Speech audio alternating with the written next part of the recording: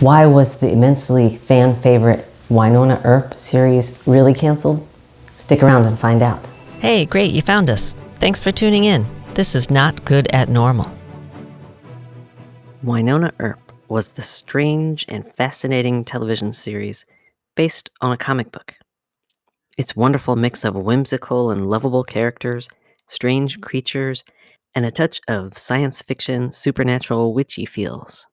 It was at times complicated, zombie-like bad guys that come back to life each generation, a half-sister angel lesbian, a 130-plus-year-old hottie legendary gunslinger, and an equally hot main character who is the great descendant of the star of the OK Corral. Mix that all together with a small town called Purgatory in the middle of the Ghost River Triangle, and you've got this cute love story. On the surface, it's very different. You would think that it would be a major hit, but in fact, the very last season, season 4, had the lowest viewership.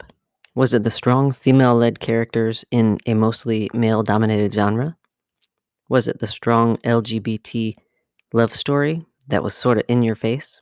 Wynonna Earp not only bucked the norm by having two strong female lesbian bisexual characters, they stayed together, no one died, no one got pregnant, no one went back to their man, no one moved away.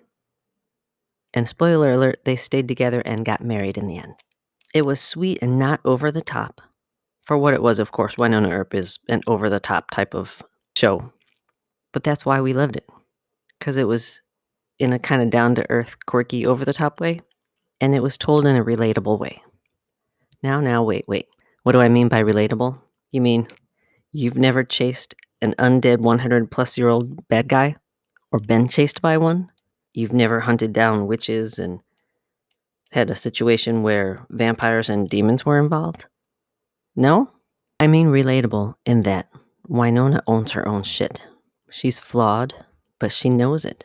She doesn't just jump into love. She's reserved. She stays closed off and reveals very little of her true self. She's searching for who she is, not only what she does. When that's all taken away from her, what has she got? She struggles to cope, all the while giving and giving of herself and caring and trying to protect her sister, whether she needs it or not. She self-medicates using men and alcohol, kind of like a man who uses sex and alcohol and other things. It wasn't until the very last season where she kind of starts to take care of herself, tries to figure out what's working and what's not working. The love story of Wynonna and Doc Holliday was on and off, but they were two people who were very much trying to figure out who they are. And they come back together in the end as complete and whole people who are trying and willing to work together. Did I just spoil another part? Well, hopefully you've already seen it. And if not, go watch it. Or watch it again, like I did. I recently went back and watched every episode.